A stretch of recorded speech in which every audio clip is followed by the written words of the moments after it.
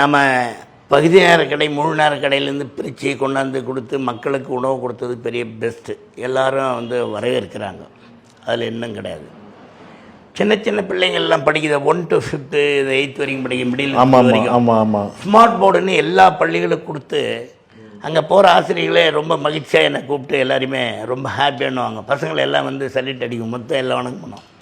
அதில் நமக்கே ஒரு தன்னை மறந்து ஒரு பெரிய ஒரு இது இருக்கும், உணர்ச்சிப்படுவோம். ஏன்னு சொன்னால் எல்லா பள்ளிக்கும் நிறைய பேர் கேட்டு தான் கொடுக்கணுன்னுவாங்க. நம்ம கேட்கல. நாம் பார்த்து சிஓ கிட்ட ஒரு லிஸ்ட்டு வாங்கினேன், வாங்கிட்டு மறுபடியும் எந்தெந்த பள்ளிகளையோ அந்த பள்ளிக்கெல்லாம் வந்து நம்ம இது முதல் படித்தால்தான் நாட்டில் எந்த நிலையும் உருப்படியாக இருக்க முடியும்.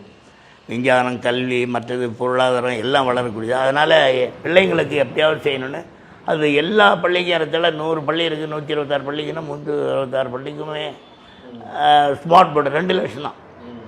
அதெல்லாம் கொடுத்தா அது கூட எனக்கு பெரிய திருப்தி தான்.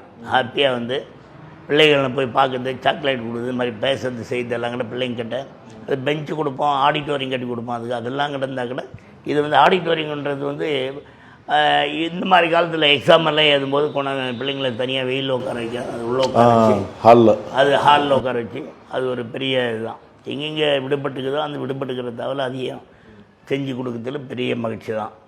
இதில் கடை பிரித்து கொடுத்து உணவு கொடுத்ததுலேயே மகிழ்ச்சி தான். இந்த ரேஷன் கடை தான் உங்களுக்கு பெரிய பிள்ளைங்கள் ஸ்கூல் பிள்ளைங்கள் பண்ணதும் அதை விட பெரிய மகிழ்ச்சி. ஏன்னா அந்த பருவத்திலலாம் நம்ம எங்கே இருந்துப்போமோ என்ன பண்ணியிருப்போம், நம்மெல்லாம் முன்னோர்கள் நம்மளை காப்பாற்ற முடியலன்றது சூழ்நிலை நினச்சி பார்க்குறோம். அதனால் அதை செய்து எனக்கு பெரிய மகிழ்ச்சி தான்.